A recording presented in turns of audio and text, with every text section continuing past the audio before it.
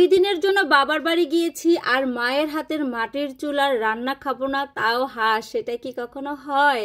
মায়ের হাতে সকাল বিকাল সন্ধ্যার মজার মজার খাবার খেয়ে 2টা দিন শান্তি করে কাটিয়ে দিয়ে আসছি। সবাই বলে যে শ্বশুর বাড়ি মধুর হাঁড়ি, না আমি বলি বাবার বাড়ি আমাদের মেয়েদের কাছে মধুর হাঁড়ি। আসসালামু আলাইকুম, সবাই কেমন আছেন? আশা করছি সবাই ভালো আছেন। আমি একদিন আমার আপুদের সাথে বলেছিলাম যে আমার মায়ের আলমারিটা গ্রামে গেলে আপনাদেরকে দেখাবো, আজকে আপনাদের সাথে শেয়ার করব। এইদিকে যেদিন গ্রামে গিয়েছি সেদিনকার সকালবেলার ভিডিওটা। আম্মু চালের রুটি বানিয়েছে, সাথে গরুর মাংস রান্না করেছে, পরোটা, তারপরে হচ্ছে চিতই পিঠা রান্না করেছে, দুধ দিয়ে ভিজিয়ে রেখেছে রাত্রেবেলায়। তো এইদিকে আমার এত খেতে মন চাইছিল চিতই পিঠা, তো আম্মুকে আর বলি নাই, কারণ আম্মুকে বলেছে আব্বু যেহেতু অসুস্থ, আব্বুকে দিয়ে কোনো বাজার করাবেন না, 1 কেজি আলু আনাবেন না। তো এইদিকে মায়ের মন কিভাবে মানে বুঝতে পারছে আমি সেটাও জানি না। তো আমি সকালবেলা পিঠাটাই আগে খেয়েছি, এত সফট হয়েছে। আর ও হচ্ছে আমার চাচাতো ভাইয়ের ছেলে ইকরাম, আমার মাহিদির সাথেই। আর মাহিদির নানার বাড়ি বলতেই হচ্ছে ইকরাম থাকতে হবে আর ওদের মামাতো ভাইরা থাকতে হবে, না হলে ওদের মন খারাপ থাকে। ওদের নানার বাড়ির মজাটা ওরা পুরোপুরি এনজয় করতে পারে না। তো ইকরামও আমাদের সাথে খাইছে, নাস্তা করছে, তারপরে মেহেরিমা, আমরা সবাই নাস্তা টাস্তা করছি। এইদিকে হচ্ছে আমার আম্মু আবার দুপুরে রান্নার আয়োজনে চলে গেছে।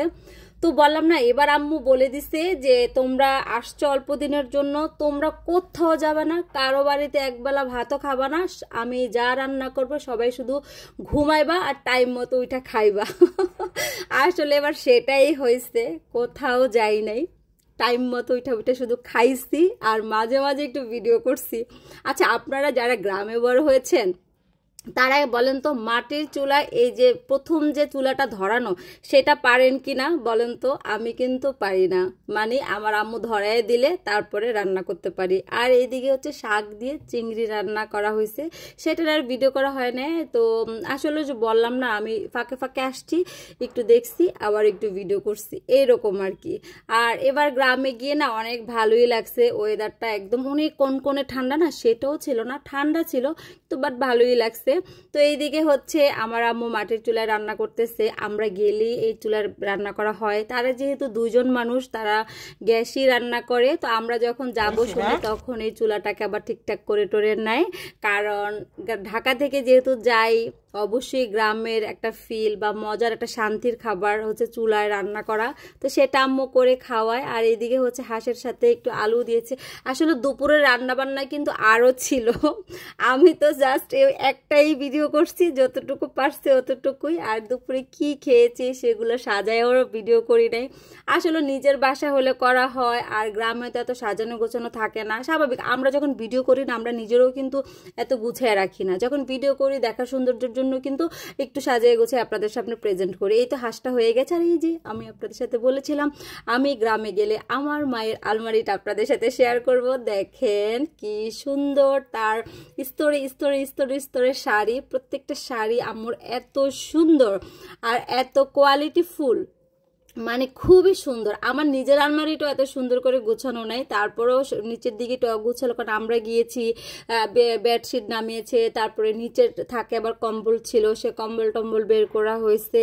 তো এই তো দেখেন অনেক সুন্দর বিশাল একটা আলমারি, পুরো আলমারিতে আমার মায়ের শাড়ি, তার টুকটাক 3 পিস। তো এইদিকে হচ্ছে আম্মু রান্না বান্না সব কিছু শেষ টেস করে এখন হচ্ছে তার বিছানাটা গুছাচ্ছে। আমার আম্মু কিন্তু খুব পরিপাটি, মানে হচ্ছে ঘর দুয়ার তার সব কিছু টিপটপ, মানে আমাদের যতটুকু আছে আমার বাবার অতটুকুর ভিতরে আমার মা একদম ছোটবেলা থেকেই দেখেছি খুব গুছায় এবং পরিপাটি করে রাখে। ইভেন দো আমি যখন মানে পরীক্ষা শেষ হতো বা কোনো গেস্ট আসতো বা ঈদের সময় আমাকে দিয়েও বলতো তুইও গুছা, এইরকম। তো এইদিকে হচ্ছে আমার বাচ্চা মানে সানবি, তারপরে হচ্ছে ওর মামাতো বোনের সাথে বিকেলবেলা আবার পাশে খেলতে গেছে। আর রাতের বেলা আম্মু আরেকটা মুরগি জবাই দিছে, রাতের বেলা খাওয়াবে।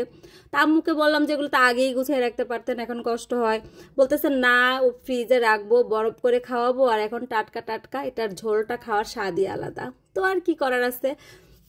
আর এদিকে আম্মু চিংড়ি মাছ ভুনা করবে। তো আমি আসলে যতটুকু পেরেছি আপনাদের সাথে শেয়ার করেছি, সেটা আসলে সন্ধ্যার নাস্তা ওইটা সেটা এত কি করা যায় বলেন, আমি তো কম্বলের থেকেই উঠি না বাড়িতে গেলে, এটা আমার বরাবরই খারাপ একটা স্বভাব। তো এই তো একটা হাঁস এনেছিল আমার ভাগ্নি, সে হাঁসটা আপনাদেরকে দেখালাম বিশাল বড়। তো কেমন লাগলো ভিডিওটা? আসসালামু আলাইকুম।